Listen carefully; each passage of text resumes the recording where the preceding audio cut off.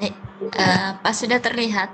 Jadi ini kita akan memulai ya beberapa yang disebut dengan metalografi analisis. Jadi metalografi analisis ini merupakan hal yang sangat penting sekali bagi kita khususnya orang metalografi. Maka kita lihat di sini.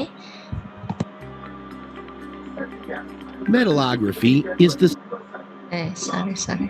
the constitution and the underlying structure of the constituents in metals, alloys, and materials. The importance of microstructure in influencing the properties of metals and alloys has long been recognized.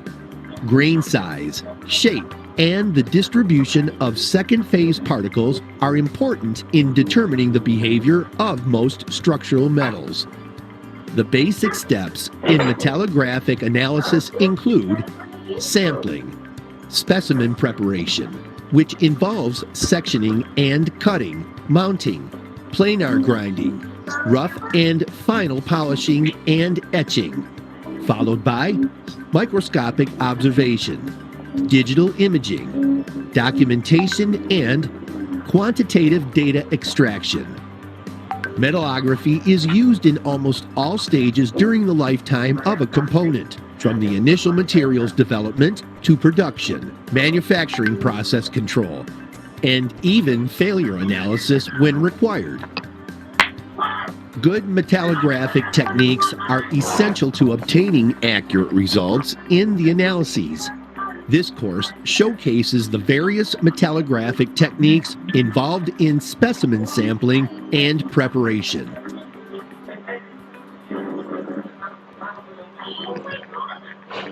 You have 10 minutes to finish your research. You rush into searching on Google. Tadi kita sudah melihat bahwasannya kenapa metalografi itu sangat penting. Kemudian tadi kita sudah melihat sample preparation itu cukup banyak yang harus dilakukan, banyak yang harus kita persiapkan.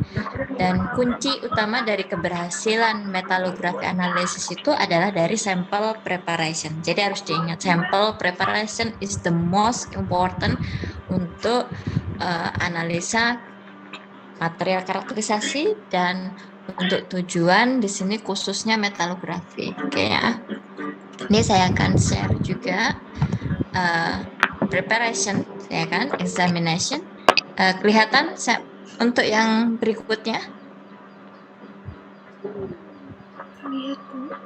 Oke, saya lanjut ya.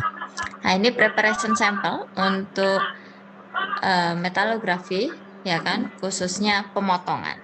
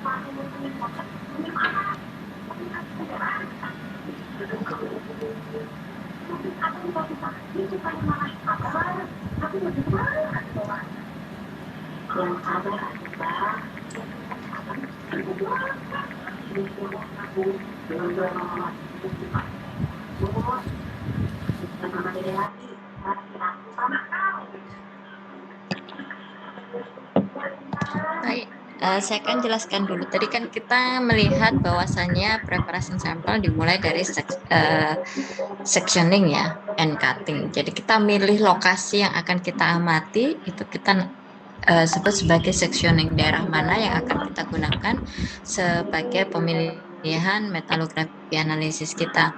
Kemudian cutting itu juga sangat berpengaruh. Kita memotongnya juga tidak boleh terlalu besar dan tidak terlalu kecil. Kemudian daerah yang kita potong pun itu harus benar-benar yang mewakili dengan apa yang memang kita mau lihat, tujuannya di mana. Kalau misalnya itu daerah transisi, maka daerah transisi yang harus kita potong. Kalau memang ada part-part yang memang apa ya,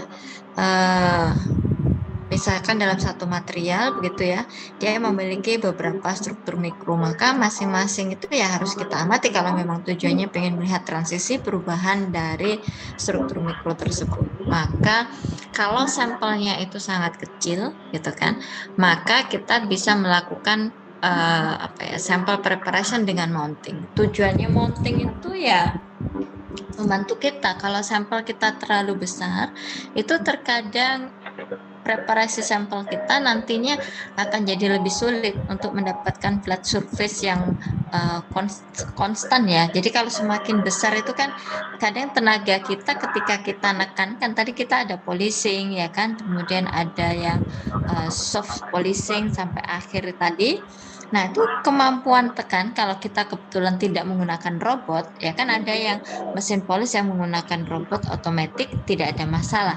Tapi kalau ketika menggunakan manual tenaga manusia, maka penekanannya tidak sama. Nanti bisa-bisa di salah satu sisi kita nekannya terlalu kencang sehingga nanti ketika ditaruh di sampel holder mikroskop optik, maka nanti surface permukaannya menjadi tidak flat. Nah, mengetahui flat atau tidaknya suatu surface nanti akan terlihat di image-nya gitu ya, fokusnya itu akan susah. Sehingga dalam satu kali penampakan itu kita sangat kesulitan. Nanti ada beberapa yang gambarnya kabur. Nah, kalau gambarnya kabur begini berarti surface material kita saat preparation itu ada kesalahan. Paham ya? Jadi makanya tujuannya tadi Mounting itu ya membantu kita supaya misalnya, oh kalau sampel kita terlalu besar, handlingnya pun itu akan lebih susah dalam proses polishing dan lain sebagainya. Kemudian proses polishing tadi juga sangat berpengaruh terhadap kualitas dari sampel uji kita. Jadi kalau kita punya preparasi sampel, tadi kan kertasnya itu ada ukurannya, ya kan ya. Nah, itu usahakan jumpingnya tidak boleh terlalu tinggi angkanya. Kalau jumpingnya terlalu tinggi, maka apa akibatnya? Sisa dari, ya kan, kalau misalnya kamu menggunakan 75 misalnya, 75, kemudian kamu langsung jumping naik ke misalkan 250, maka sisa permukaan yang itu digerus dengan 75 itu justru akan membutuhkan waktu yang lama ketika kita langsung jumping dengan partikel dengan ukuran yang sangat kecil, misalnya langsung jumping ke 250. Nah, ini nggak efektif dan nggak efisien. Yang tujuannya awalnya supaya pengen cepat selesai, malah tidak cepat selesai, malah nanti bekas dari yang abrasi 75 tadi itu lama hilangnya. Jadi makanya kalau saya sarankan selalu jumping dengan angka yang kecil-kecil. Misalnya 75, kita jumping dengan partikel 100, kemudian dari partikel 100 kita jumping 150, 200. Nah, seperti itu 250. Memang kita kegiatannya memang kita sering ganti kertas gitu kan. Tapi untuk kualitas bekerja dia akan lebih efektif karena penurunan partikel yang mengabrasi surface tadi perlahan turun secara sedikit demi sedikit sehingga kemampuan abrasinya akan lebih sempurna sampai akhirnya nanti ke soft polishing. Soft polishing misalnya bisa menggunakan pasta diamond, bisa menggunakan aluminium oxide. Itu tergantung pemilihan yang soft tadi, itu juga sangat tergantung dari jenis material kita. Kapan kita menggunakan aluminium oxide, kapan kita menggunakan pasta diamond. Nah, jangan dikira kalau kita sudah masuk yang soft polishing itu misalnya aluminium oxide itu tidak ada ukurannya. Ada ukurannya dan hati-hati di situ dalam memilih. Jangan sampai nanti kita memilih yang lebih besar daripada grade kertas poles yang sudah kita kerjakan. Lah, sama aja balik lagi kita memberikan abrasi yang besar kalau kita salah memilih ukuran partikel aluminium oxide-nya. Jadi yang terakhir biasanya kita sampai grade 2000. Ada yang kalau yang bagus sekali sampai 2500. Nah, oke ya. Jadi kalau bisa soft polishing itu maisnya di bawah partikel dari 2500 kertas gosok tadi sehingga dia akan menghaluskan sisa atau bekas dari 2500 tadi atau 2000, ya kan? Maka itu sebagai kunci yang utama. Dan jangan lupa keberhasilan dari kita polishing ini juga sangat dipengaruhi dengan jenis material kita. Kalau jenis material kita itu lunak, pasti akan cepat prosesnya. Tapi kalau kebetulan kita bekerja dengan material yang memiliki gitu kan hardness yang cukup tinggi, maka pekerjaan polishing ini juga membutuhkan waktu yang lama. Makin bagus gitu kan sifat tribologinya, seperti wear resistance-nya makin bagus, frictionnya makin bagus, maka makin susah dia untuk dipoles. Bahkan moles satu sampel itu kita bisa butuh waktu berhari-hari, 1 minggu kalau nggak percaya. Kenapa saya bisa ngomong begitu? Karena saya pernah mengalami material yang seperti ini untuk studi S3 saya, cobalt chrome molybdenum. It's not easily to prepare. Jadi kita akan butuh berhari-hari untuk melakukan preparasi dan hanya untuk melakukan polishing saja. Oke ya. Jadi konsepnya seperti itu. Nah, setelah itu baru kita memilih larutan ETSA. Kalau yang tadi dicontohkan larutan ETSA-nya itu adalah nita. Sebenarnya larutan ETSA ini akan kita pilih berdasarkan tujuan dari kita yang ingin kita lihat itu struktur apa. Tuh ya.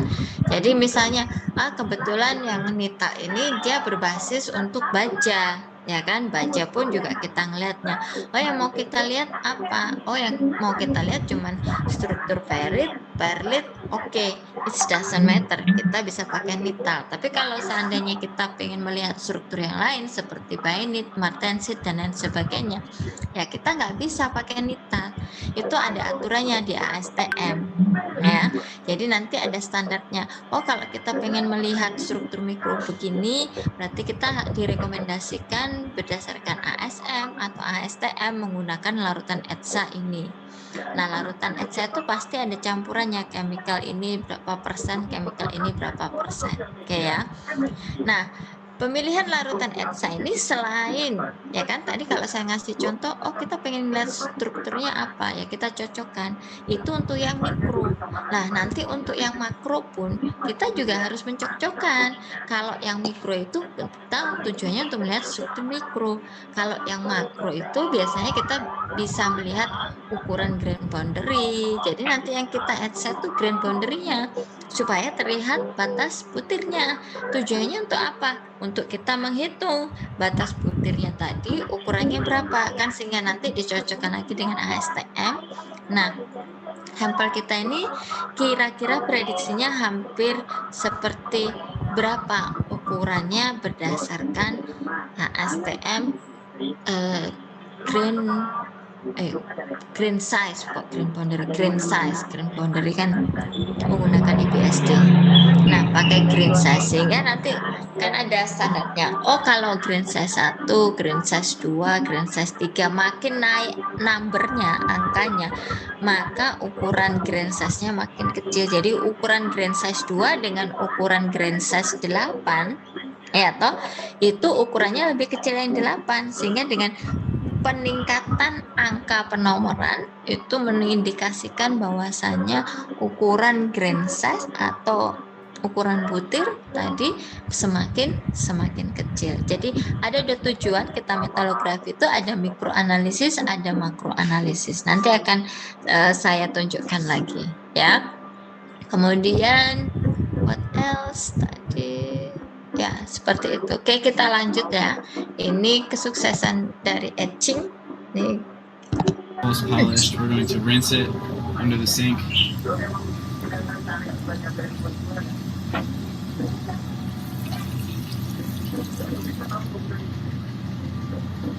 If you have some alcohol, then you can dry it off. I can see moderate scratches on this one, but overall it should look polished. To clean the wheel, you can add a little bit of water onto it and spin it.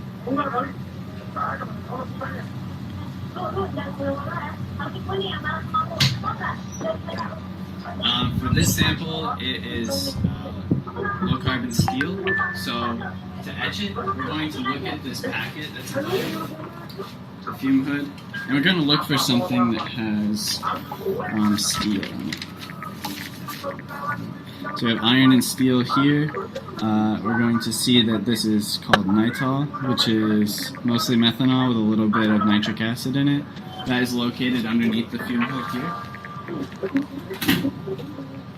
It's going to be in this glass container.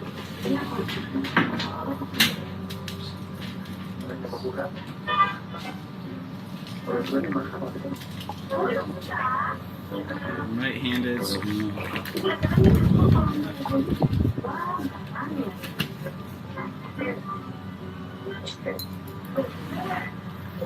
one of the most important things when we etch is that we get a lot of the etch into the swab. We should swab etch on steel, aluminum alloys, titanium alloys, stainless steel, anything that will spontaneously form the oxide. Okay, I'm loosening the swab because my etch is mostly alcohol, and as I swab, if that alcohol evaporates, I will stain the sample, and you'll see like a rainbow colors in the optical microscope if that happens. So what we're looking for is the sample go from a mirror finish to a cloudy finish, and then we're going to dunk it in a beaker of water.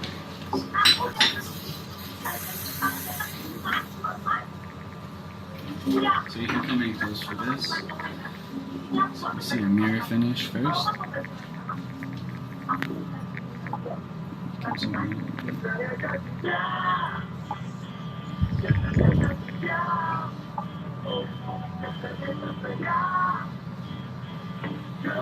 So you want to saturate the sample with the liquid and don't let it dry out. And keep swabbing in circles like this. We start to see the cloudy finish.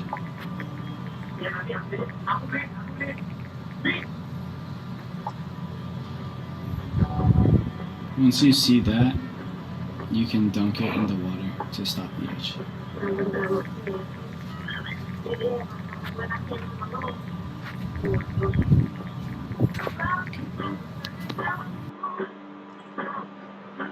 Oke, tadi kan kita sudah melihat ya, makanya tadi saya di awal sebelum kita menonton video ini, kan tadi saya bilang bahwasanya pemilihan larutan ETSA tadi itu berdasarkan standar, tidak boleh ngawur kita. Makanya tadi dia pun juga harus melihat tadi buku contekan yang di atas tadi, dia copy berdasarkan ASTM, ada standarnya. Misalnya kita materialnya apa, yang dilihat mau apa, itu ada standarnya. Jadi sama-sama baca itu ada beberapa recommended dari larutan ETSA karena each of etching reagent they have purposes, ya kan? Ya, apakah yang dilihat microstructure-nya, apakah yang dilihat mau grain size-nya dan lain sebagainya. Dan tadi kalau kita lihat dia menggunakan proses swab dulu, tidak immersion, bukan dicelup. Jadi hati-hati ketika kita melakukan ETSA, jangan asal saja. Kenapa? Karena kalau kita asal saja, kebetulan kalau material kita sangat reaktif terhadap larutan ETSA, maka nanti sampelnya akan gosong, warnanya hitam-hitam. Nah, kalau yang sudah gosong gini, kita nggak akan bisa melihat struktur mikro. Kalau kita lihat di bawah struktur mikro, maka ya semuanya hitam. Nggak akan ada terlihat yang tadi kontras antara hitam dan putih, tidak ada. Maka kalau sudah seperti ini terjadi kesalahan, kita harus mengulang lagi proses polishing untuk meremove surface tadi yang dia telah terkorosi karena kalian sudah membuat permukaannya menjadi gosong. Jadi setiap metal itu ya kan saya katakan, makanya ada triknya ketika kita mau successful metalografi analisis itu. Pertama ya kita swab pelan-pelan sampai dia bukannya hitam tapi apa ya, lebih seperti cloudy begitu loh, surface-nya itu jadi seperti cloudy. Jadi kalau yang saran saya misalnya step by step, misalnya ketika kita swab satu kali swab itu kita harus menghitung ketika kita swab ini berapa lama kita swabnya, sehingga nanti step yang kedua, step yang ketiga apa kita perlu mengulang lagi gitu ya. Jadi kita harus menghitung setiap waktu. Itu nanti akan berpengaruh kalau kita punya publikasi ataupun kalau kita pas defense, presentasi. Jadi kita harus tahu etching ini dilakukan dengan swab berapa detik, berapa menit. Kalau memang menit ya lama kan, berarti kalau menit, dia dicelup 1 menit, dia dicelup 2 menit. Jadi waktunya itu harus ada. Jadi misalnya saya kasih contoh yang swab ya. Kalian lihat swab pertama, swab kedua, swab ketiga. Ternyata kalau ini setelah dilihat swab pertama, ya nggak hanya dilihat pakai mata, tapi langsung kita di bawah mikroskop optiknya. Apakah fasanya ataukah struktur mikronya atau yang kita inginkan tadi sudah tampak terlihat belum? Ternyata belum, kita tambah lagi swabnya, waktunya. Kemudian kita lihat lagi, sudah tampak belum? Sudah tampak belum? Misalkan kita tahu bahwasanya ternyata dia ini memang nggak bisa di swab gitu kan, karena responnya dia sangat lambat. Kita coba immersion, kita coba celup pun itu kita juga harus hati-hati. Jangan langsung 1 menit, kalian lihat detik dulu pakai stopwatch ya kan. Jadi sambil diangkat misalnya berapa detik ya kan, 5 detik atau 10 detik, kemudian kalian angkat. Kalau 10 detik sudah mulai terbakar, kalian harus poles lagi dari awal, salah ya. Jadi prinsipnya begitu. Jadi kalian harus cek lagi, misalkan dari 10 detik pertama setelah kita ETSA, kita bawa di bawah mikroskop misalnya begitu ya, ternyata masih belum tampak, kita tambahkan ETSA pelan-pelan lagi. Kita tambahkan misalnya 5, jadi kita tambahkan 5 detik, 5 detik, 5 detik sambil kita cek sampai tepat di berapa dia mulai ada perubahan. Ini jangan sampai kebablasan, ya kan? Kebablasan menjadi gosong lagi. Kalau kita gosong lagi preparation sampelnya, kita harus ngulang lagi dari polishing lagi.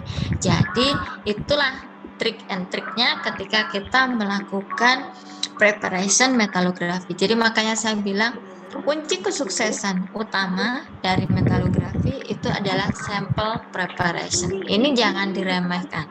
Karena banyak mahasiswa tidak paham, ya kan? Ketika moles, ketika apa, mereka meremehkan, mereka anggap bahwasanya sample preparation itu tidak penting, gitu loh. Justru begitu dia asal-asalan sample preparation, bukan malah mempercepat kinerja dari analisis metalografi, tapi justru malah dia semakin menunda keberhasilan dari metalografi analisis karena dia tidak paham dalam melakukan well preparation, kayak preparasi dengan benar. Nah, ini sekarang saya tunjukkan masing-masing tujuan metalografi analisis untuk mikro dan yang untuk makro. Oke ya. Nah, ini yang makroskopik, maka kita lihat dulu ketika tujuannya untuk makroskopik. Metallography Part 1. Macroscopic Techniques. Metallic materials are widely used in many areas of everyday life. How are they built up in their inside? Are there perhaps crystals to be found? And if so, how big are they? What kinds of crystals are there? What is their shape? And are there voids or inclusions? Metallography gives an answer. In this video, we would like to introduce the macroscopic techniques of metallography. Macroscopic means to investigate a workpiece over a comparatively large area. Doing this, only little or no magnification is required. Often the naked eye is sufficient to examine the material. As a first sample, we are going to investigate an ingot made from an aluminium alloy. To have a look at the inside, the material tester has to start with a raw cut through the ingot. She picks up the ingot and carries it from the laboratory to the mechanical workshop. The bandsaw machine has already been prepared. The ingot is positioned on the saw table so that the red laser marking line indicates the intended cutting plane. Clamping jaws fix the ingot securely. Then the bandsaw gently sets onto the block and cuts it slowly under intensive liquid cooling. It is important to keep the material as cool as possible to avoid changes in the material structure. That's it. The ingot has been sectioned. Back into the lab, not much is to be seen on the cross-section apart from the typical saw marks. In the next step, the material tester removes the saw marks by careful wet grinding with silicon carbide paper. On the one hand, this serves to produce a flat surface. On the other hand, the plastic deformations are removed that were generated by sawing. After the first grinding operation with coarse-grained paper, the material tester rotates the sample by 90 degrees and grinds it once more, this time with medium-grained silicon carbide paper. Here again, she uses sufficient flushing with water. This keeps the sample cool and prevents the abrasive paper from being loaded with material particles. Now, a flat, medium-ground surface has been created, but apart from the grinding marks, nothing special can be seen. Our sample reveals its structure only by the final etching process. After washing and drying the sample, the material tester dips the ground surface into a suitable etchant. In this case, the etchant consists of a mixture of different acids. Special care should be taken here. The material tester protects herself with a lab coat, special gloves and safety glasses. After half a minute of contact time with the etchant, she washes the sample thoroughly with water and gently wipes off the grey coat of particles using cotton wool.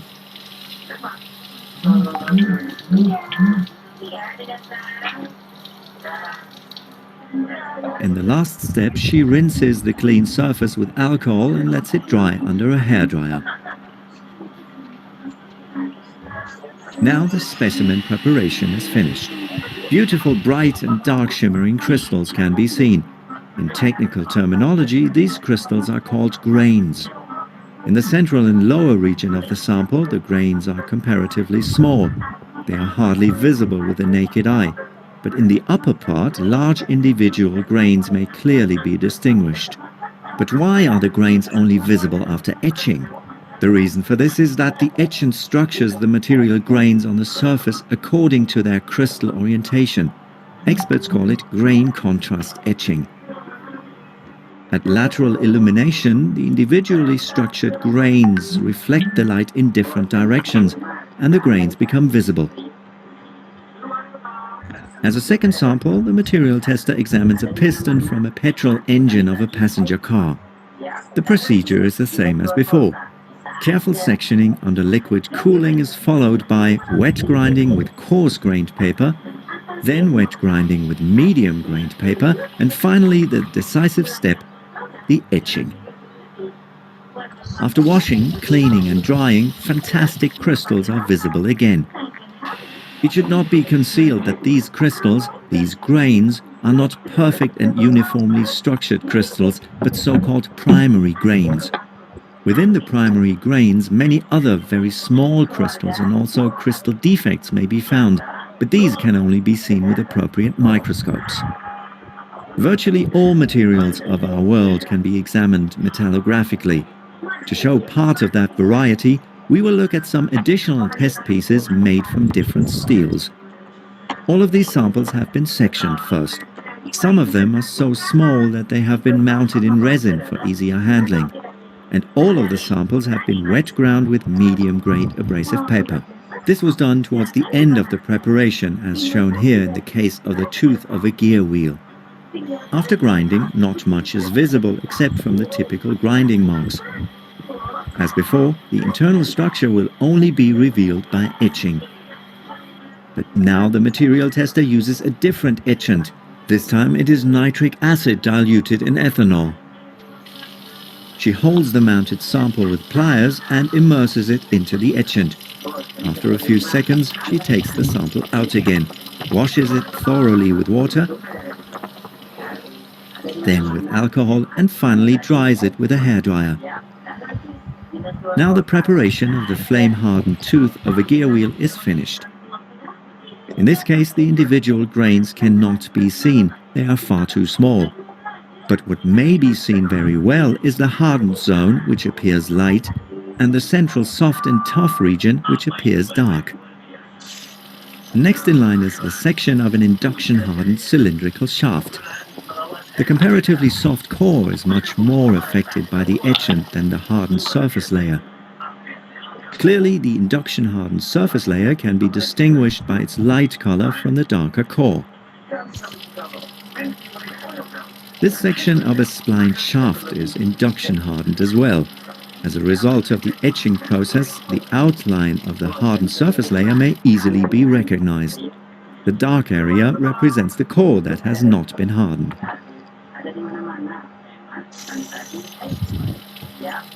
This is a tooth from a case-hardened gear wheel.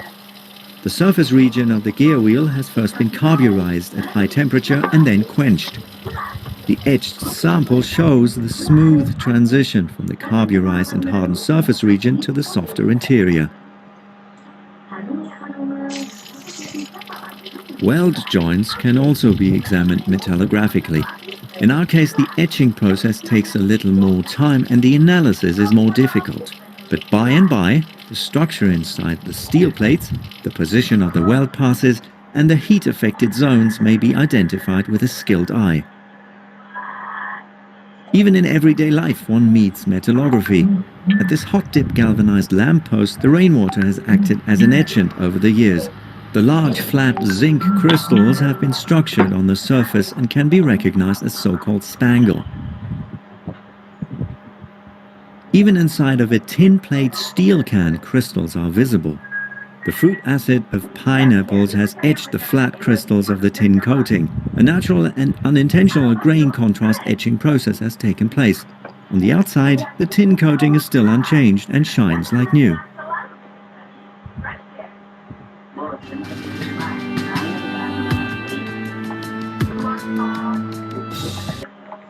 Oke ya, tadi berarti kita kan sudah melihat bahwasannya makro metalografi memberikan kita banyak informasi. Tadi kan ini sangat diperlukan ketika kita memang orang material proses gitu kan, seperti yang saya jelaskan di mata kuliah kita minggu lalu.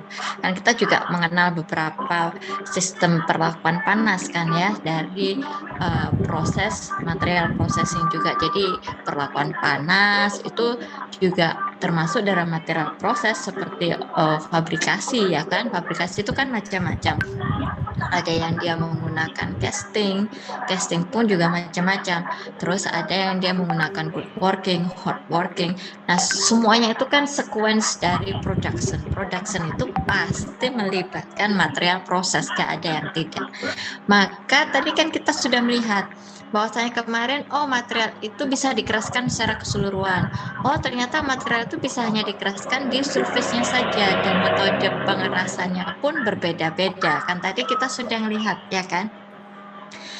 Ternyata kalau dia dikeraskan di permukaan tadi seperti contohnya shaft, kemudian gear ya kan, roda gigi, kemudian sampai produk welding pun kita bisa melihat. Nah, transisi welding ini seperti apa? Bahkan nanti kita bisa melihat berapa sih luasannya, berapa sih daerah transisinya, berapa core-nya. Nah, nanti pun kita juga bisa melihat secara mikroanalisis. Semuanya ini sangat diperlukan, terutama kalau kita orang proses. Kenapa? Karena proses itu sangat mempengaruhi karakter dari suatu material. Ya kan? Kunci utamanya kan itu. Sehingga ya kita memang harus paham banget kenapa nantinya apakah material proses yang kita lakukan itu sudah benar.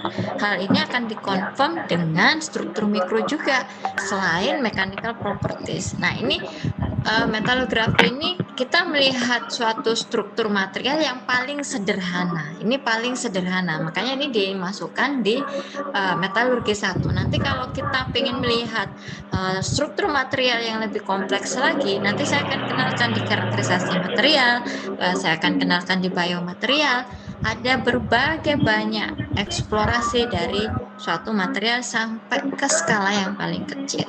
Oke ya, jadi paham ya tadi.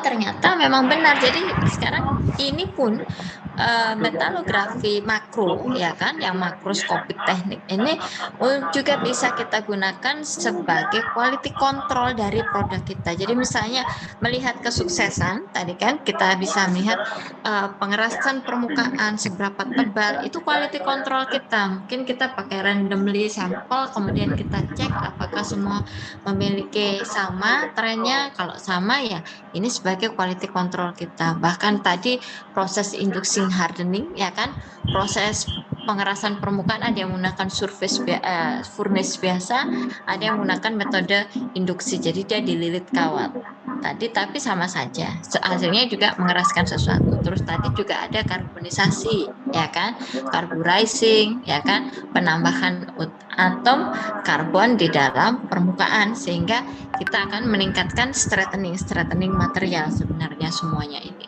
Nah, tadi juga kita bisa ngelihat bahwasanya produk dari casting itu sangat berpengaruh. Ternyata ya kan parameter casting, entah misalnya kalian penentuan seperti bentuk risernya, kemudian diameternya, kemudian panjangnya ya kan, kemudian kalian atur solidification rate-nya dan lain sebagainya. Semuanya proses dalam parameter casting itu ternyata sangat berpengaruh terhadap ending of product ya. Jadi saya nggak perlu jelaskan secara detail ya, karena kalau masing-masing casting itu kan beda-beda. Nanti kalau investment casting beda lagi parameter yang di consider ya, yang harus dipertimbangkan. Kemudian kalau sand casting beda lagi. Nah, ini depends of the casting methods, maka masing-masing parameter ternyata memang sangat berpengaruh. Kenapa? Karena dia berpengaruh ke solidification. Nah, solidification itu sangat berpengaruh ke transformation. Kan kita sudah pelajari di metal 1. Oh, ternyata ada transformasi material ini dari temperatur sekian, kalau dia laju pendinginannya dengan kecepatan sekian, maka dia akan bertransformasi menjadi ini. Nah, dari sini kita bisa ngecek tadi, ya kan? Salah satunya tadi adalah, oh ternyata ada yang grain size-nya kecil. Nah, yang di bagian atas tadi besar. Berarti mengindikasikan bahwasannya solidification yang grainnya kecil-kecil itu terjadi transformasi dengan cepat. Yang besar-besar tadi transformasinya cukup lambat sehingga dia mendapatkan struktur mikro yang berbeda meskipun dalam satu produk. Kan tadi begitu yang casting tadi. Di mana ya tadi contohnya ya?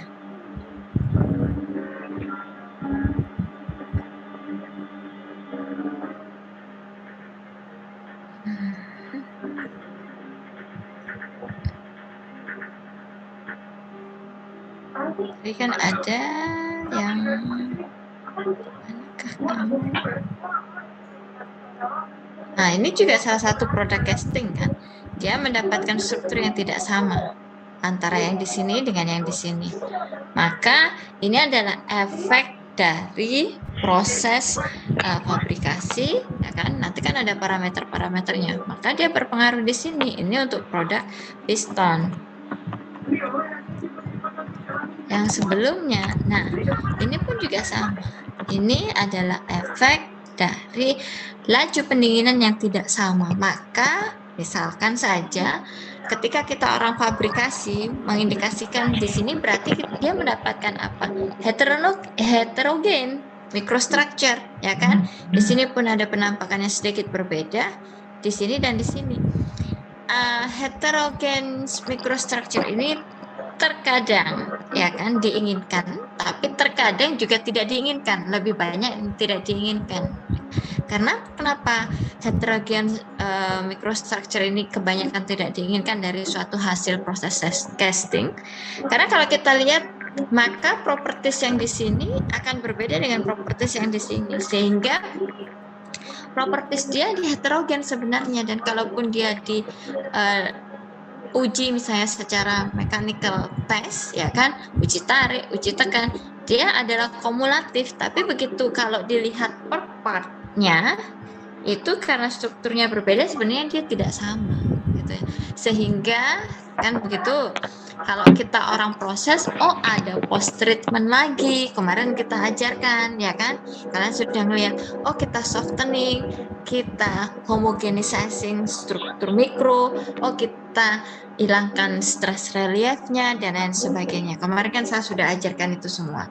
Maka tujuannya seperti itu. Nah, sebelum kita melangkah ke yang seperti itu tadi, ya kita sudah harus melakukan analisa makro teknik metalografi, karena hasil dari makro teknik metalografi ini akan menentukan kita, ya kan, post treatment apa yang harus kita ambil, gitu ya. Karena kebetulan produk hasil dari casting atau fabrication itu telah diketahui.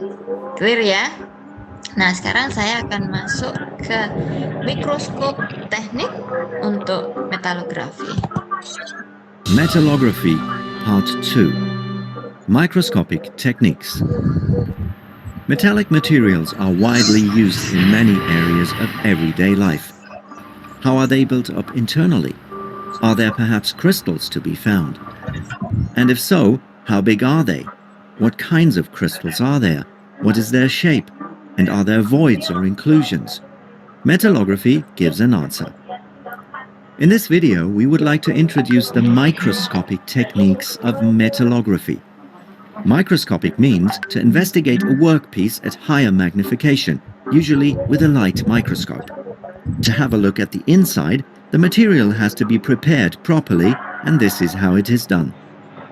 First of all, a small specimen has to be cut from the actual workpiece. The specimen is mounted in resin, ground in several stages, polished in several stages, and finally etched. Now the specimen is completely prepared and ready for microscopy. As a typical example, we are going to investigate a bar made from a steel used millions of times, the plain carbon steel C45E, with 0.45% of carbon.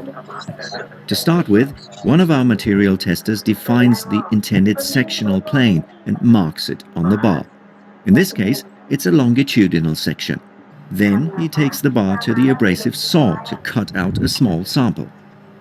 He fixes the bar securely, prepares the machine, selects the cutting parameters, and starts the first abrasive cut.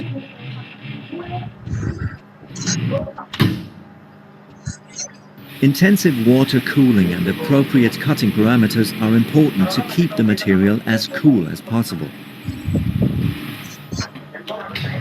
After finishing all abrasive cuts, the material tester picks up the sample and hands it over to his colleague. For further processing, the specimen has to be mounted in resin.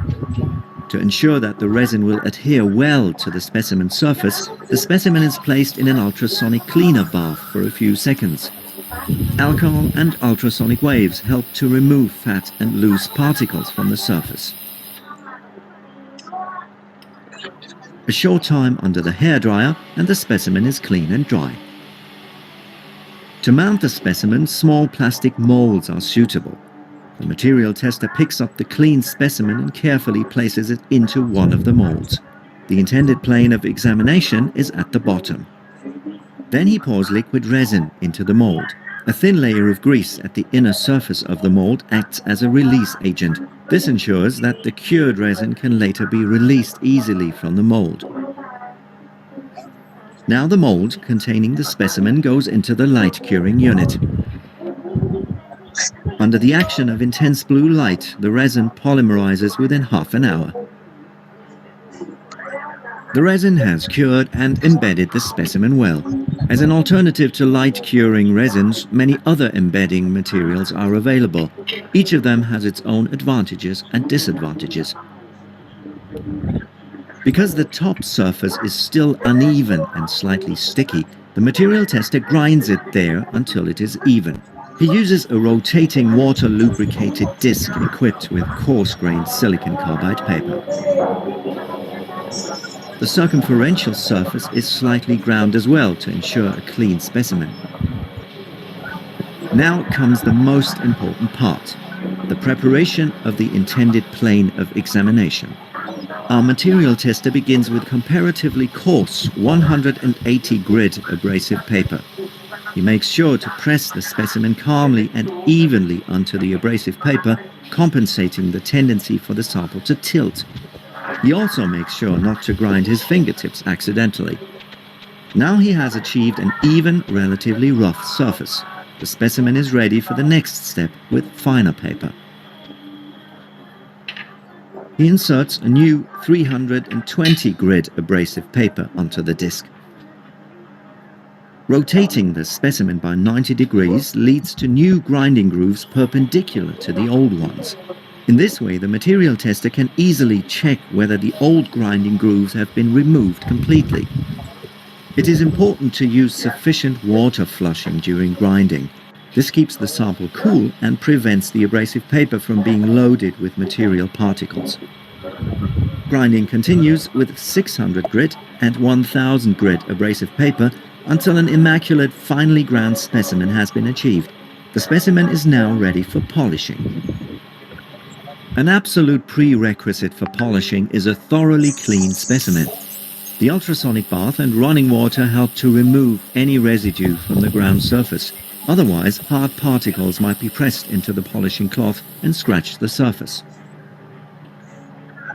Hands should be washed as well so that no unwanted particles find their way to the sample and the polishing cloth. Now the material tester can start with the first polishing operation. He chooses a polishing disc equipped with hard cloth of low resilience, moistens the cloth with a suitable lubricant, and adds 2 splashes of diamond suspension of particle size 6 micrometers. Under counter-rotating motion, he presses the specimen with high pressure onto the polishing cloth. The diamond particles have settled on the cloth and are now abrading the surface. After about a minute, all grinding grooves have been removed and the specimen surface already has a shiny appearance. But still there are many fine scratches to be found, resulting from the 6 micrometer diamond abrasive. To remove them, the material tester washes the specimen and his hands again very carefully and polishes the specimen for a second time. Now he uses a softer short nap polishing pad, finer diamond suspension of 3 micrometer particle size and less pressure.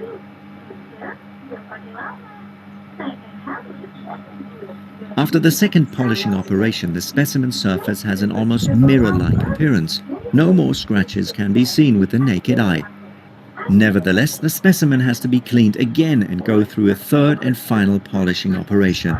This time, 50 nanometer aluminium oxide abrasive is used. Only then is the surface prepared to a sufficient quality. At the end of the mechanical preparation, special care has to be taken to clean the specimen properly. On the one hand, all abrasive particles have to be removed. On the other hand, the freshly polished surface must not be scratched or damaged. Under running water, the material tester gently wipes the specimen with cotton wool, thoroughly rinses it with alcohol, and dries it with a hairdryer. From now on, the sample is called a metallographic specimen or microsection. Judged with a naked eye, our metallographic specimen seems to be well prepared. It is now allowed to go under the microscope for the first time, or rather onto the microscope. In fact, the design of typical metallographic microscopes is inverted. Inverted means upside down. The microscope objective is not facing downwards as usual, but upwards. This offers the advantage of simply placing the metallographic specimen on top of the microscope stage. The prepared surface faces downwards. Using the built-in digital camera, the polished specimen surface can be observed on the computer monitor. In the polished state, there isn't much to be seen in this material. Only some elongated non-metallic inclusions can be observed, but if these inclusions are of special interest, then the polished state is the perfect one. Inclusions may best be seen here. However, if one wants to see the crystals, the grains and grain boundaries, then the microsection has to be etched. To do this, our material tester protects himself with a lab coat, puts on safety glasses and pours the etchant into a small glass bowl. The etchant consists of a solution of 10% of concentrated nitric acid in alcohol. Now he turns on the water tap, picks up the freshly polished microsection with gripping tongs and immerses it for a few seconds into the etchant. Then he rinses the microsection thoroughly with water and afterwards with alcohol. The hairdryer is again used for drying. The excitement increases. Was the etching time correct? Has everything worked out fine? At low magnification, not much can be seen, which looks characteristic. The tester gradually switches over to higher magnification. In between, he focuses and adjusts the brightness. At medium magnification, light and dark areas become visible. At comparatively high magnification, in some of the dark areas, fine stripes may be recognized. The microstructure in the darker striped regions is termed pearlite.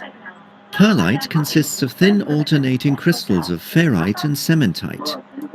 The white regions are ferrite crystals. They consist of almost pure iron. Great! The etching has been successful. In a similar manner, virtually all materials of our world may be examined. This is the plain carbon steel C80 with 0.8% of carbon. Only pearlitic regions with their characteristic alternating layers of ferrite and cementite can be seen. And this is the plain carbon steel S235 after a color etching. It only has a low carbon content. The relative amount of differently colored ferrite crystals is high, the proportion of pearlite regions low. The variety of materials is huge. and each material needs its own individual preparation method in metallography. The preparation is often not conducted by hand as shown here, but by automatic methods. This saves time and money. The principle, however, is always the same: sectioning, mounting, grinding, polishing, and etching.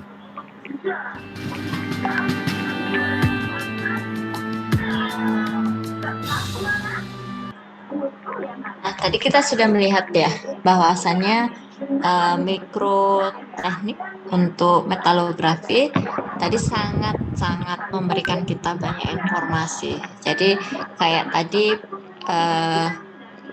dia mendapatkan dalam satu gambar, kan tadi gambarnya sangat bagus sekali ya. Sebentar.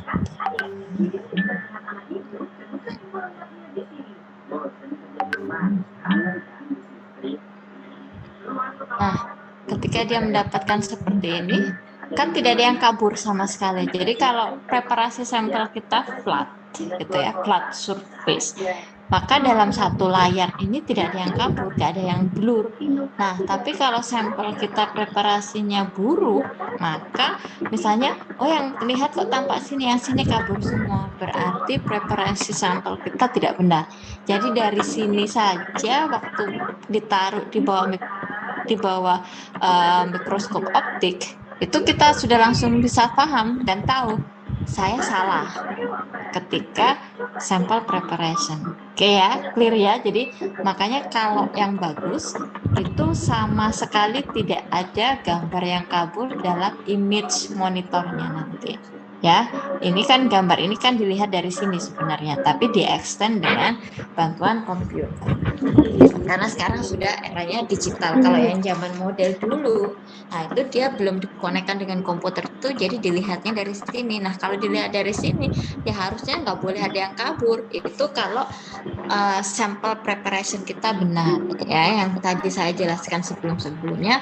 Jadi kuncinya ada di situ. Kemudian untuk microstructure ini nanti kan mikroskop itu ada berbagai banyak ukuran lensanya, ya kan?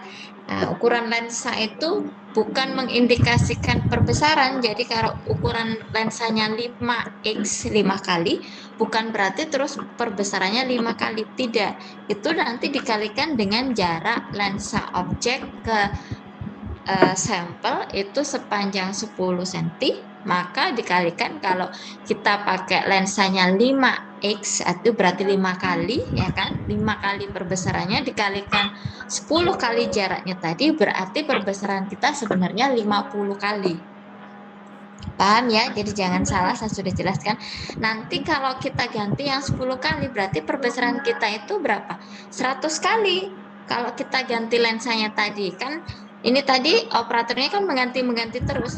Nah, kalau mengganti yang 20x berarti 200 kali. Kalau yang 50 kali berarti 100 kali, ya kan?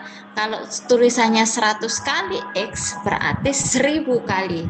Nah, jadi perbesarannya atau magnification-nya itu bisa kita rubah-rubah karena kita punya tujuan masing-masing. Nah, dari contoh yang di sini, ketika dia melakukan magnification yang sangat kecil, maka dia kurang dapat memberikan informasi, perlahan dia ganti. Kemudian dari magnification ini dia nggak bisa melihat. Sebelumnya dia kan dapat magnification yang sebentar ya. The hairdryer is again used for drying. The excitement increases. Was the etching time correct? Has everything worked out fine? Nah, coba kalau kalian perhatikan, kalau yang kecil At begini, low magnification, not much can be seen, which looks characteristic. ya kan, The tester gradually dengan magnification yang kecil di sampel dia ini, dia masih belum bisa mengindikasikan apa yang ada di situ, sehingga dia perlu magnification atau perbesaran yang lebih besar lagi. Tapi ini tidak selalu seperti itu, di setiap sampel itu berbeda-beda, paham ya? he switches over to higher Nah, ini kan magnification. dia switch lensanya In tadi. between, he focuses and adjusts the brightness. Nah, dia harus At fokuskan medium lagi. magnification, light and Ketika dark semuanya sudah areas tidak become ada visible. gambar yang kabur, At comparatively high Nah, magnification dia in some besarkan of the lagi, dark areas, ya kan? fine stripes may be recognized. The microstructure in the darker Nah, misalkan dari 3 kali ini kan dia dapatkan di sini berapa? Di sininya kan 20 mikron. Ini adalah skala. Berarti dia ketika dia merubah ukuran lensa tadi, otomatis ada kemungkinan itu akan berpengaruh ke perubahan skala yang di bawah ini dari image yang di capture tadi. Maka ketika jaraknya sekian, kita tahu bahwasanya jarak sekian kalau kamu nanti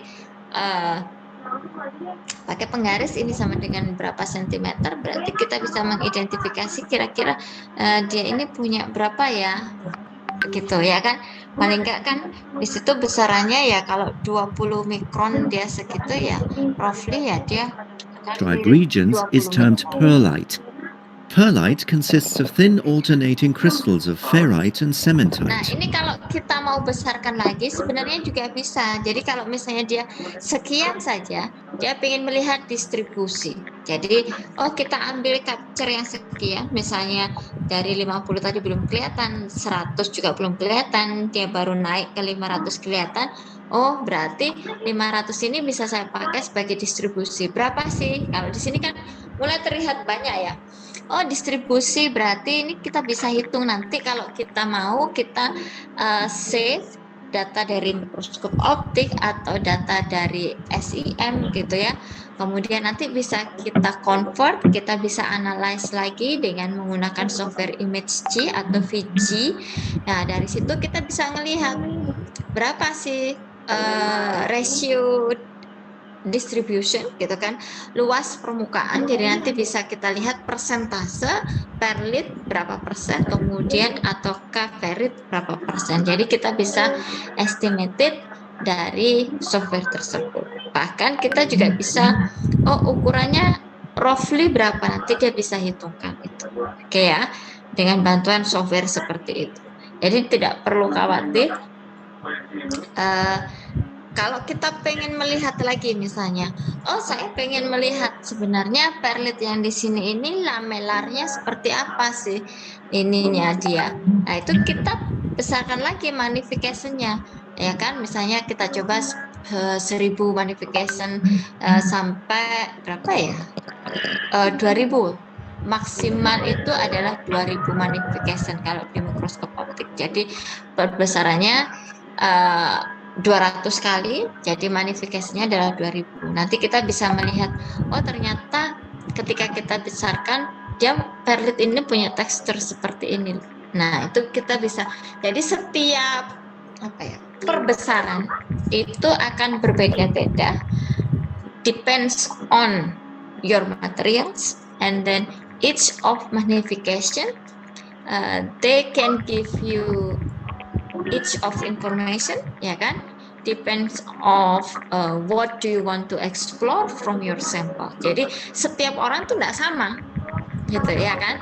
Jadi pemilihan magnification itu juga tidak akan sama. Kemudian juga masing-masing magnification itu akan bercerita apa.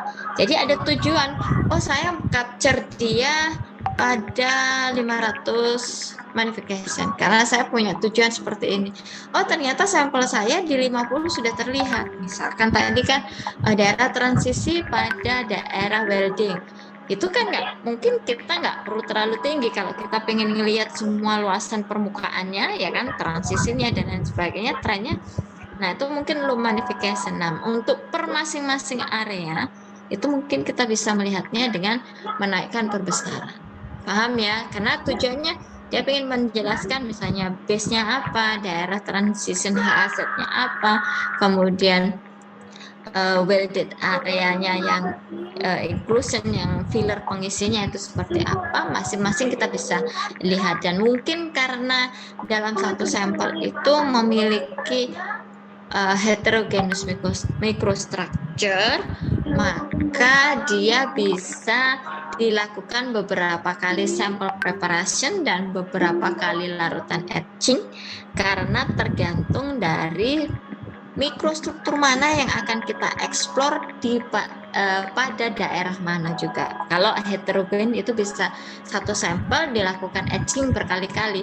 Nah, kalau dilakukan etching berkali-kali berarti ya setelah etching satu kali selesai, kita sampel preparation lagi. Kita hilangkan tadi, ya kan? Kemudian kita etching lagi. Karena kita pengen melihat yang lain. Nah, itu kalau kita melakukan analisis microstructure, ya kan? Yang kebetulan sampel kita adalah heterogeneous microstructure. Paham ya? Jadi seperti itu. Nah, kita setelah selesai membahas mengenai metodologi analisis, nanti PDF-nya saya akan share ya lewat WA. Jadi makanya kenapa saya tunjukkan seperti ini. Kalau saya hanya tunjukkan secara ASTM PDF book-nya itu tebal sekali, ya kan? Kalau saya cuma membaca saja kalian nggak bisa membayangkan. Ini tadi kan kalian bisa membayangkan kan dengan contoh-contoh seperti ini. Oke, sekarang kita masuk ke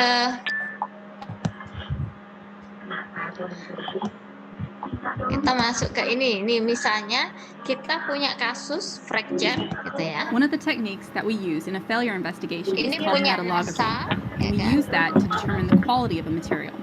What we do is we take a piece of metal like this, and then we mount it into plastic like this. We then use sandpaper to grind a flat surface, and these are some examples of the sandpapers that we use. We start off with really rough grit sandpaper, and then we get finer and finer until we get to a polishing step. For polishing, we use a diamond paste, and then we use very fine minerals to get a mirror finish, like this. We then use acids to etch away the very top layer of the metal so that we can see the structure of the material. And in that way, we can determine the quality. Here's an example of one of the pieces of debris that was brought back from the International Space Station. As you can see, it's a very small piece of metal, and we are still able to do this process and get information from it. We can zoom in and magnification. So right now we're looking at a magnification that's 200 times better than the human eye. And we can see that we can find evidence, and we use that evidence to determine why the debris was coming off of the joint that rotates and keeps the solar rays so that they're always facing the sun.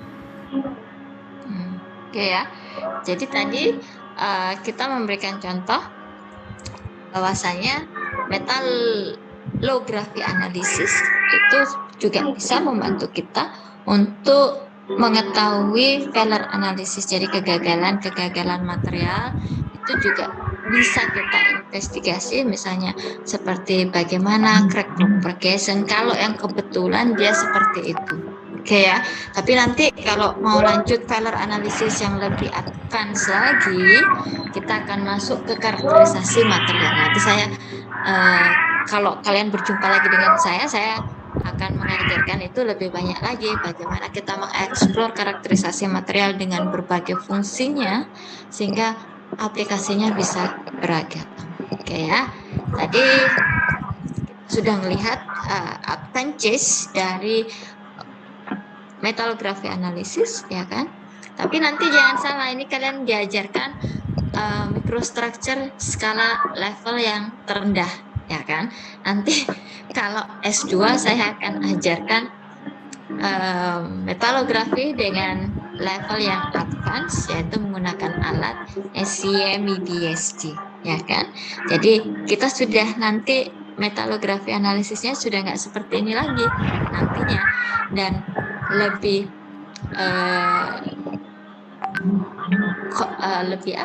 lebih advance, lebih convenient, lebih accurate compared dan ini kalau saya bilang conventionally, ya kan. Nah, tapi kita orang metalografi dari konvensional saja kita juga harus memahami metode ini, oke ya. Nah, sekarang kita lanjut ke hardness test, oke. Have you ever wondered what is the difference between Rockwell hardness tester, Vickers hardness tester, and Grinnell hardness testers? I ask myself this question all the time, and I wish someone can tell me this when I was young. Today I will show you the most valuable lesson that I have learned in my entire life. I will, in the next 3 minutes, explain everything you need to know about these 3 hardness testers. Let's go. As you might know, the ability of any certain object or substance to resist indentation when a force is applied to it is known as hardness. An object's hardness should be classified as a feature or a characteristic rather than one of its properties, and the hardness is generally measured by calculating the permanent area of the indentation caused by a fixed load. What is Rockwell test? The Rockwell test is the easier of the two methods and tends to be more accurate. It can be utilized for testing metals of all sorts, including hard metals, except for circumstances where external factors play a part in preventing it. It also happens to be the most commonly used test. The Rockwell test uses specific steps to measure hardness.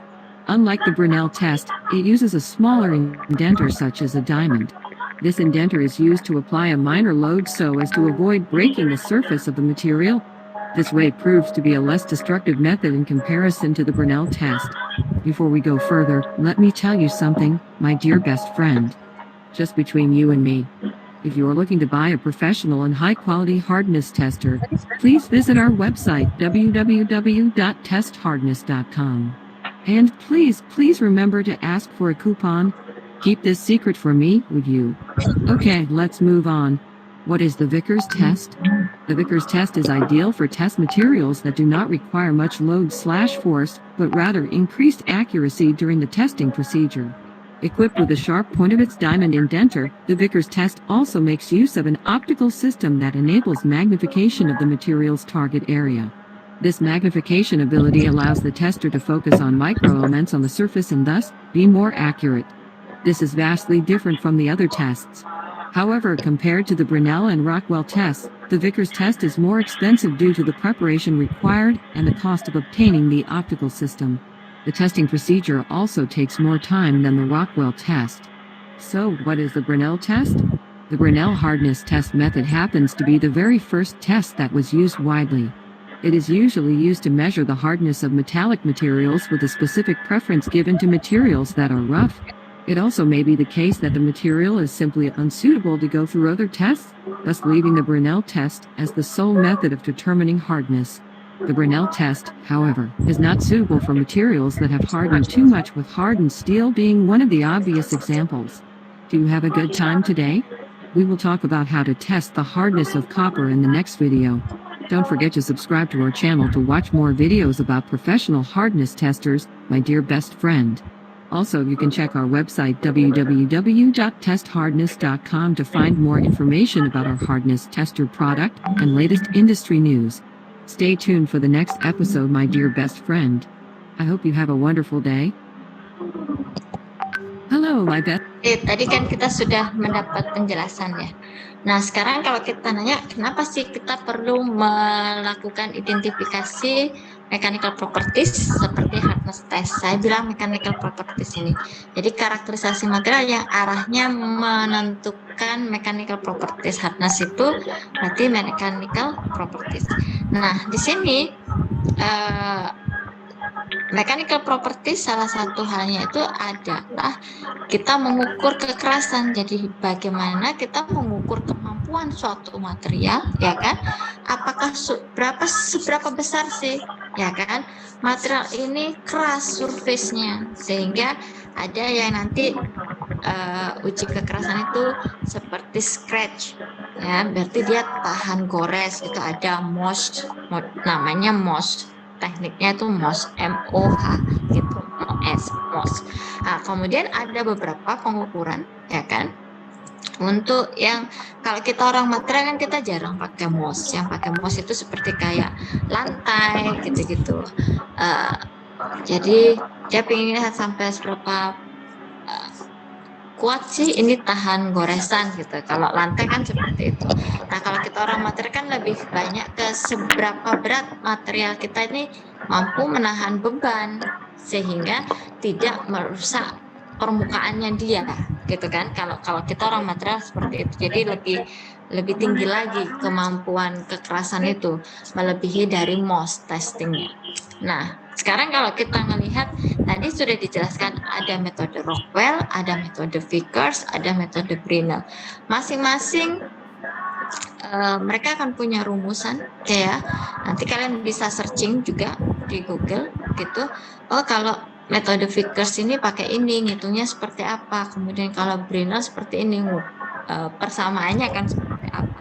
Nah, dari ketiga metode ini harus kita pahami dan kita pun juga harus hati-hati. Jangan sampai kita salah memilih metode hardness. Ya kan? Karena kalau kita salah memilih metode hardness, maka hasilnya tidak akurat. Tadi sudah dijelaskan. Masing-masing alat itu memiliki fungsi dan kegunaannya sendiri-sendiri. Jadi misalkan alat kekerasan ini tidak bisa digunakan untuk semua material. Jadi hati-hati, ya kan tadi sudah dibilang. Oh kalau Vickers begini, oh kalau Brinell begini, kalau Rockwell begini. Rockwell ini ada yang dia bisa digunakan untuk semua material, tapi Rockwell-nya itu disebut dengan Rockwell universal, dan dia punya skala dari A sampai Z. Jadi misalkan skala A itu digunakan untuk ya material tipe ini. Jadi nanti dia disebut RA. Nah, kalau RB berarti dia menggunakan Rockwell skala B, maka dia digunakan untuk material tipe bla bla bla bla bla. Sampai nanti skala C, jadi nanti ditulisnya RC, hardness-nya HRC, ya kan? Nah, itu kalau ditulis HRC berarti dia menggunakan skala C, Rockwell-nya. Nah, kalau Rockwell yang seperti ini convenient, pasti harganya mahal gitu ya, karena dia dipakai secara universal. Yang dimaksud universal itu dia bisa dipakai untuk berbagai material, mulai dari logam sampai polimer, ada yang seperti itu. Jadi hati-hati. Ada juga misalnya alat harness itu tidak bisa dipakai polimer, jadi jangan dipaksakan polimer kalian pasang di situ, nanti pasti akan jadinya ya destroy, hasil yang didapatkan tidak akurat. Jadi kita pun harus hati-hati ya, jangan salah. Pada saat pemilihan metode, cek dulu ya kan, saran saya cek dulu alat yang akan kita pakai, kemudian cek lagi spesifikasinya, dia digunakan untuk material yang seperti apa, kemudian cek lagi material kalian, apakah material kalian sudah cocok dengan spesifikasi alat instrumen hardness tersebut. Jika tidak cocok, maka jangan digunakan, karena hasilnya tidak akan akurat, dan kalau kalian paksa untuk digunakan, ya nanti kalian akan ditertawakan. Oke ya, karena itu sudah hal yang pakem dan tidak bisa ditawar-tawar lagi. Ini saya akan tunjukkan. Oke, ini saya pindah dulu. Kita ambil Brinell. Oke. The Brinell hardness test. Using the Brinell method, the hardness of a turbocharger housing is to be measured. First of all, the tester has to make himself familiar with the testing machine. A monitor and the control panel are positioned in the upper part of the machine. These are used to select and program different testing methods. Below the control panel, a microscope lens with a digital camera and an indenter are installed. These two elements are connected to each other and rotate towards the test piece as required. It is also possible to select and exchange the indenter, so different methods of hardness testing can be conducted on the same testing machine. The support table can be adjusted in height, so the test piece can be positioned at the correct distance to the microscope lens and the indenter. After becoming familiar with the machine, let's start the experiment. The principle of the Brinell hardness test is to press a hard spherical indenter with an exactly defined force onto the test piece, then evaluate the surface area of the indentation. The tester selects a suitable spherical indenter and inserts it into the holding device of the testing machine.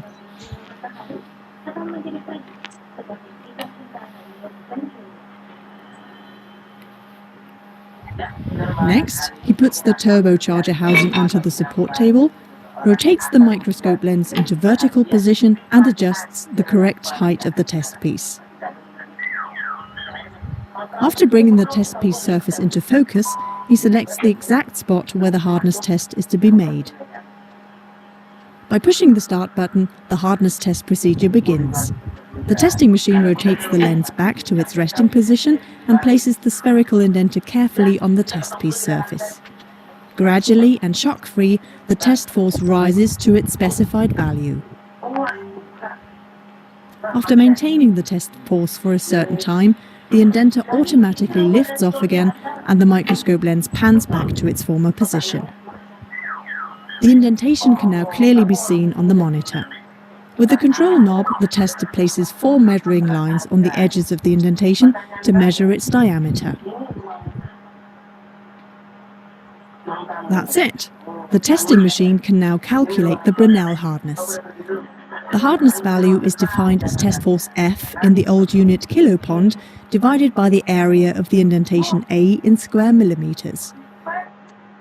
The result is displayed on the bottom left-hand corner of the screen and amounts to 250.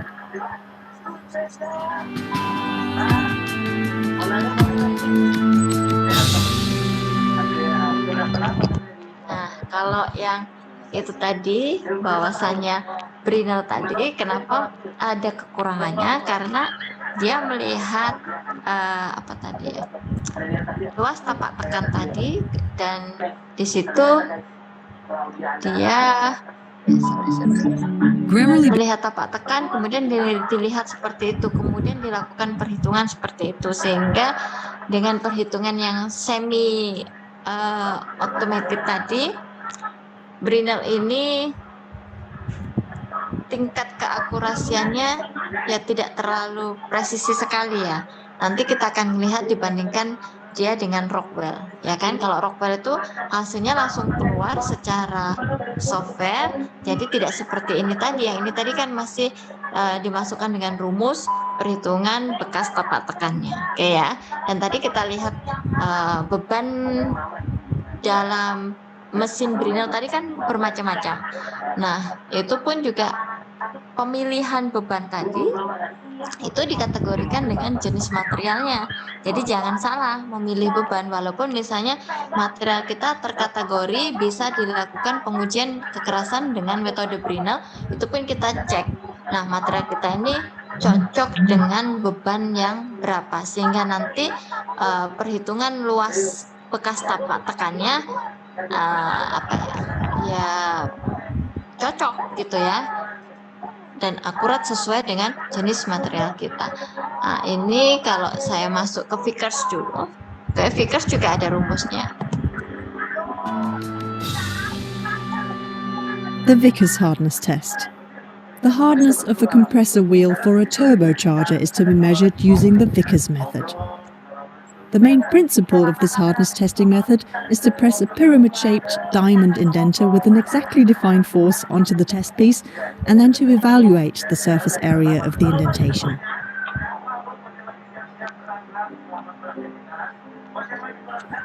First, the tester has to prepare his testing machine.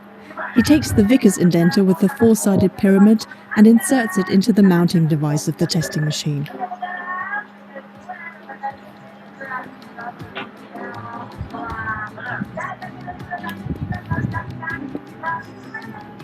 He then places the compressor wheel on the support table and rotates the microscope lens into its working position. With a hand wheel, he adjusts the height of the support table until the test piece surface is displayed in focus on the screen. Next, he moves the test piece around on the support table until the right spot for the hardness test is displayed. Now that everything has been prepared, let's begin with the test. After pushing the start button, the diamond pyramid pans down and carefully touches the test piece surface. The test force slowly increases to its specified value. After holding the test force constant for a certain time, the indenter lifts again, pans back, and the microscope lens resumes its former position. This is the magnified indentation on the display screen. With the control knob, the tester now places 4 measuring lines at the corners of the indentation. Doing that, he can easily measure the length of the 2 diagonals.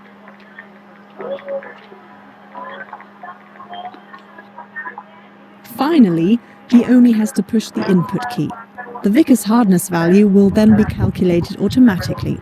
It is equal to the test force F in the old unit kilopond divided by the area of the indentation A in square millimeters. The Vickers hardness of our compressor wheel is displayed on the bottom left-hand corner of the screen and amounts to 125.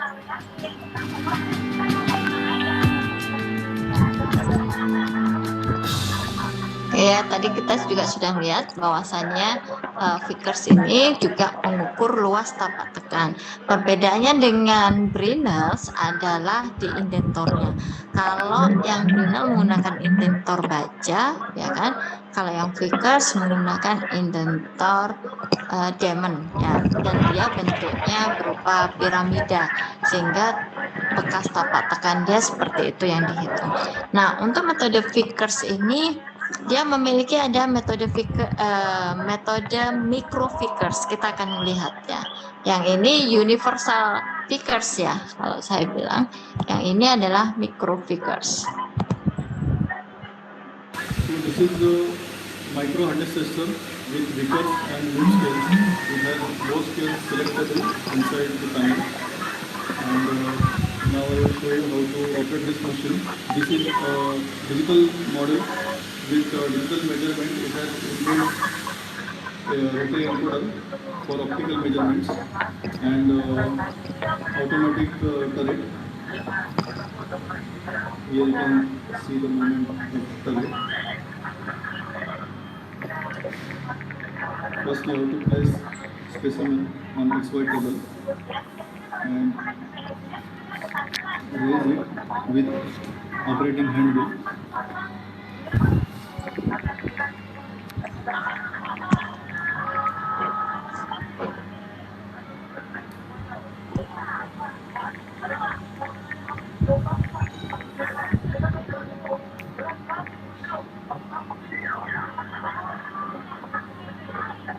You have to focus surface of the specimen, and once it is visible on your eyepiece, then you have to press start key. Now we are taking reading on 200 gram load on this standard specimen having hardness of 430 HV 0.2, and load is selected here 0.2. This load is selectable with this rotary load selector knob. So this machine is having 10 gram to 1000 gram load. Here you can see 10 grams, and whatever load you are selecting, it will appear on the screen. So we are selecting 0.2 kg 200 gram load. Now we have to press start key. It will display the test time, dwell time.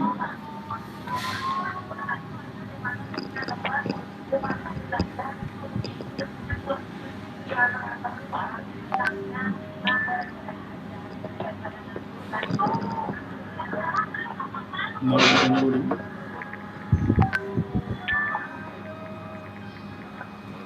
So your hardness impression is done. Now we have to measure it. So first of all, when we are switching on the machine, the display will show you reset 0. So that time you have to set 0 value on your eyepiece. There are two lines we are using for measurement. We have to bring those lines together and we have to make it 0. I will do it now.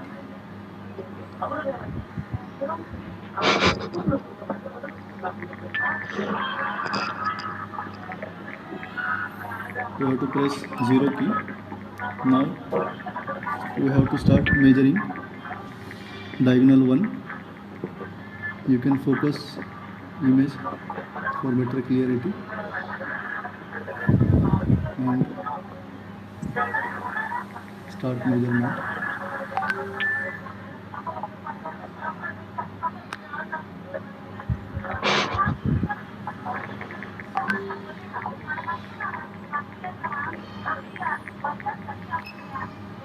This is diagonal 1. Now I have to rotate eyepiece vertically, and we will measure diagonal too.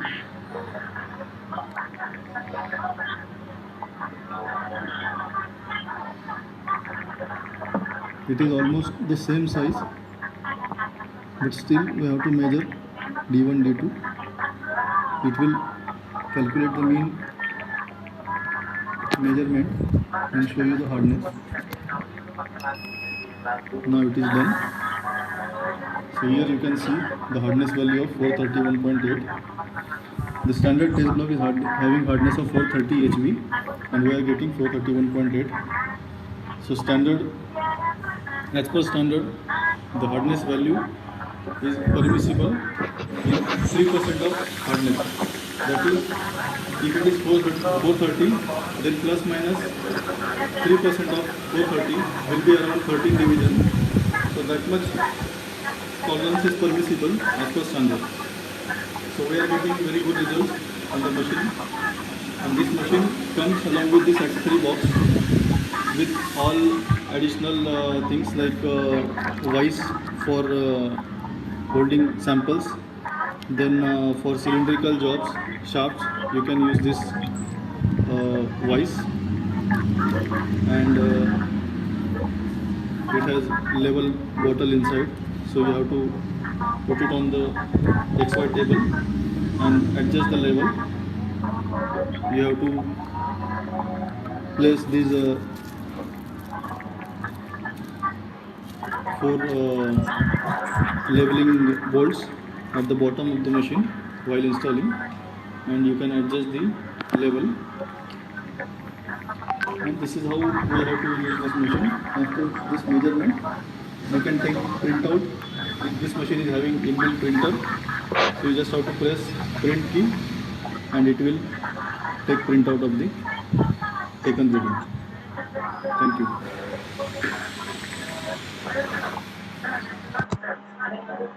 Nah, tadi kan kita sudah melihat ya, kalau yang ini modelnya manual, tidak dikonekkan dengan komputer yang diinstal software. Yang dua sebelumnya itu alatnya sudah dilengkapkan dan dikonekkan dengan komputer. Nah, nanti kalau pada suatu saat ada Brinell sama Vickers itu alatnya yang tadi saya tunjukkan bisa tidak dikonekkan dengan komputer. Jadi seperti ini. Ini kan tidak dikonekkan dengan komputer. Jadi semuanya akan dilihat dengan mata yang dari kamera yang di sini kecil seperti ini. Gambarnya tidak di-extend di komputer. Nah, kalau yang Brinell sama Vickers yang seperti itu, kalau ini tadi kan kebetulan sudah enak, walaupun dia tidak dikonekkan di komputer, datanya bisa di-print keluar. Ada yang dia tidak ada printernya, jadi benar-benar hasil indentation itu akan diukur manually. Nah, kalau yang seperti itu, maka tingkat error dan kesalahan akan lebih besar, gitu ya. Nah, sekarang kita masuk ke Rockwell.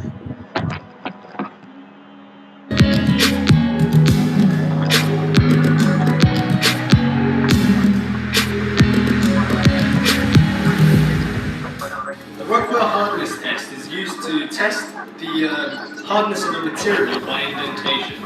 This machine here is a CV600A, which is a hardness tester, and it's got two scales. It's got the scale C and scale B modes. Scale C uses a diamond indenter like this one. It measures materials like quenched steel, tempered steel, more of the harder materials. Whereas the scale B measures aluminium, alloys, copper, malleable cast irons, but that one uses a steel ball indenter. Material like mild steel.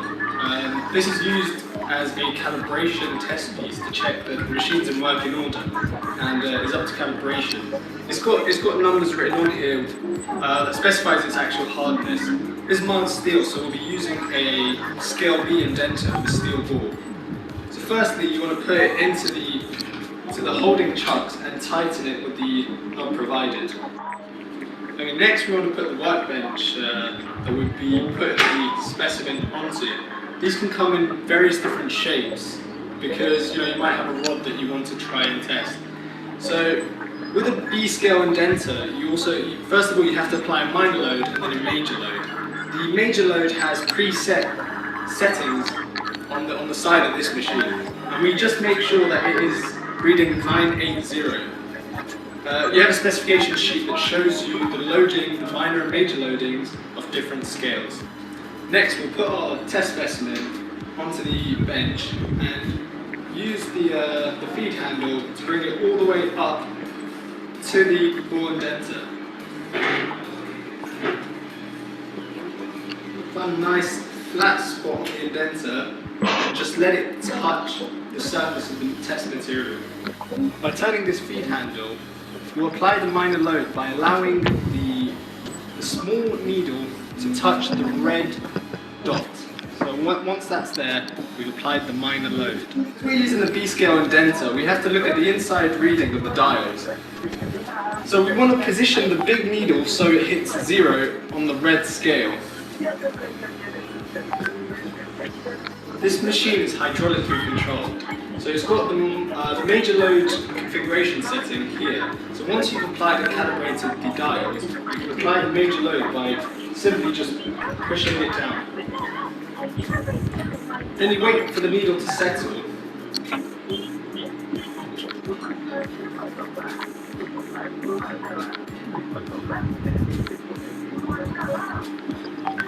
And release the load. From this specific test that we've done now, we have this material, and it's given us a number on the B scale. That number represents the Rockwell hardness number. It's also very good to do this test 3 to 5 times just to get a good average for the hardness of the material. Thanks for watching.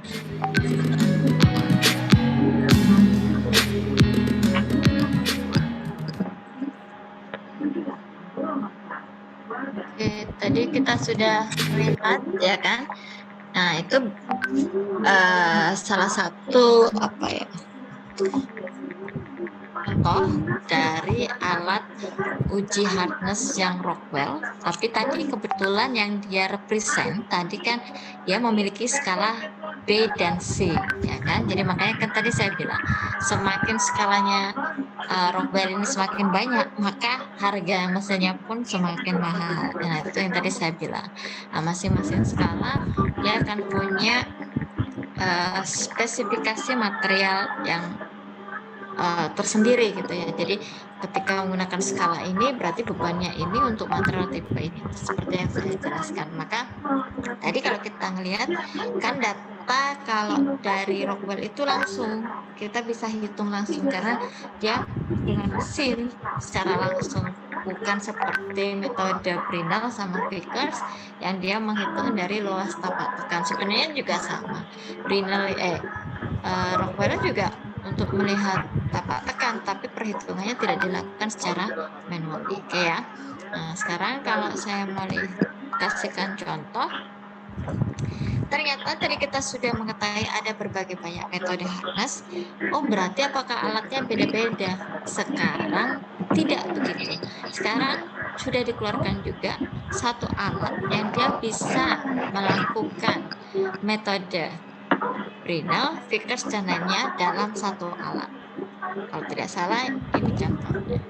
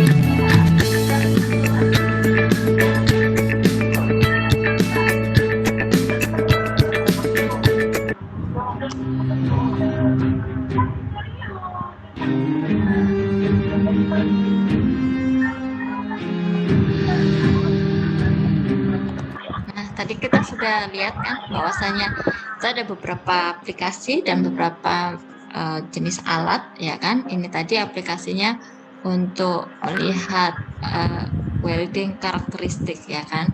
Bentar, kalau saya lihat yang di sini,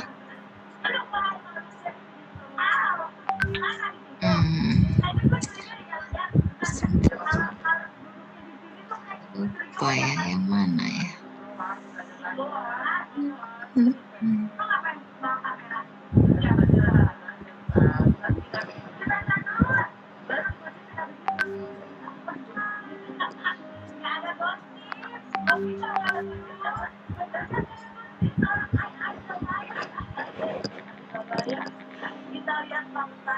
Ini yang universal, jadi yang universal seperti ini, ya kan?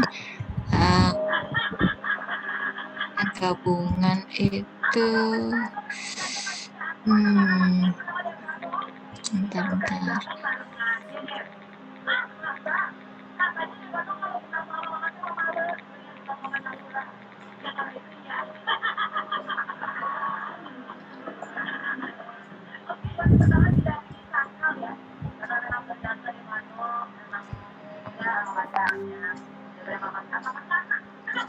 Saya lupa tadi belum saya ini centang ya. Tadi saya lihat sebelumnya.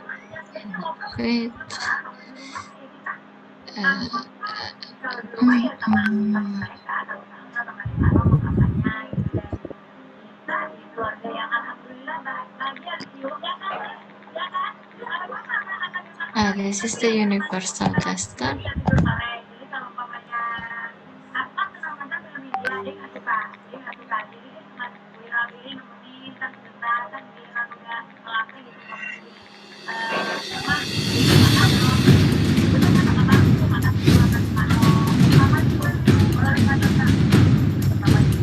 Sebenarnya ini brand tertentu ya, ini profil alat ini punya brand tertentu.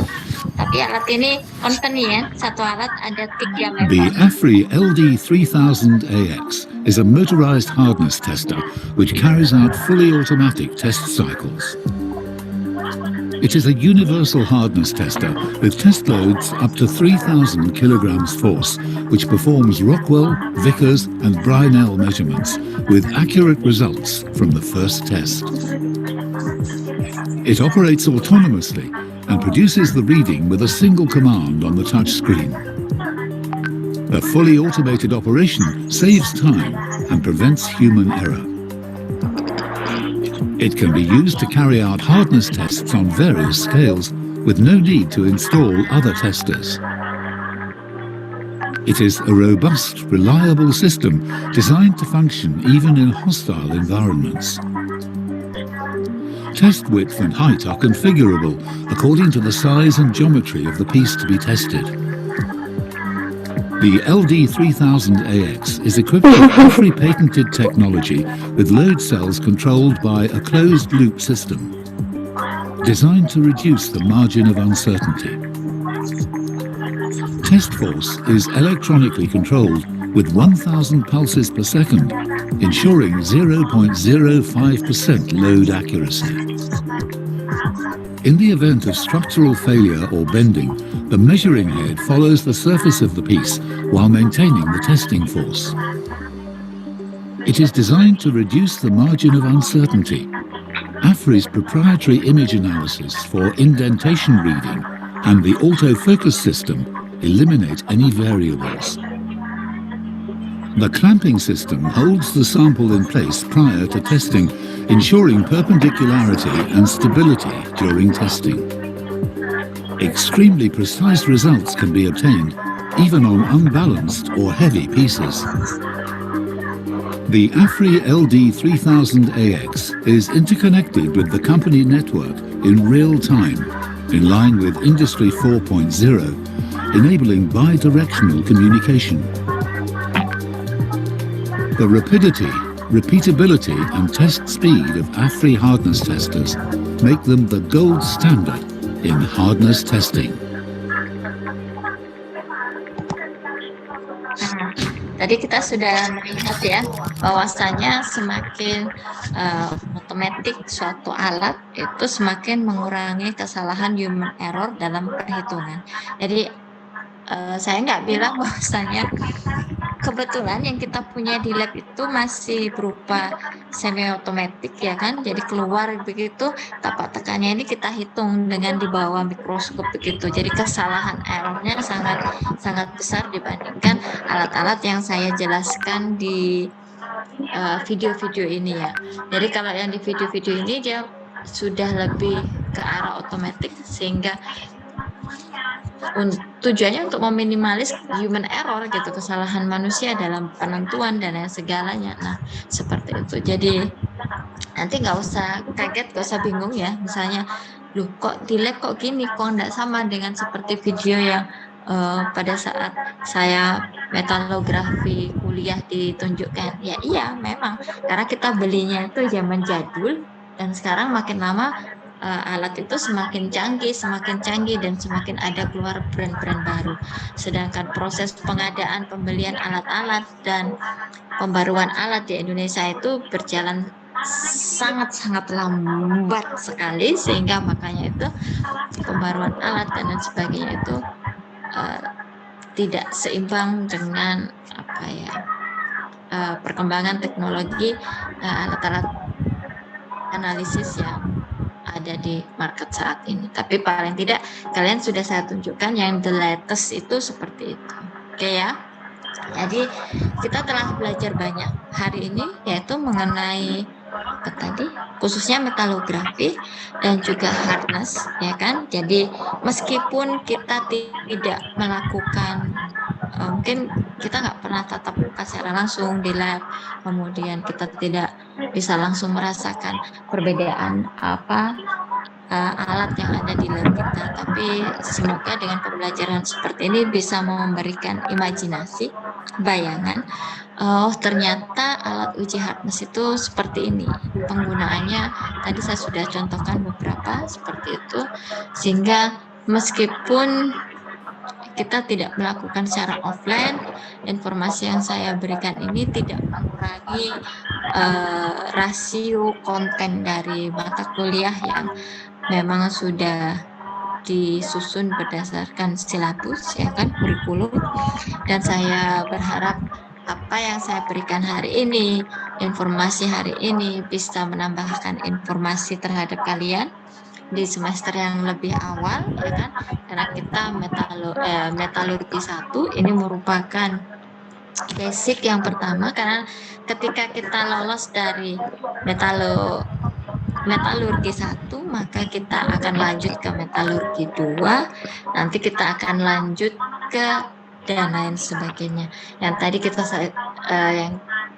sudah simak, kita diskusikan, oh ternyata metalurgi itu sangat luas sekali.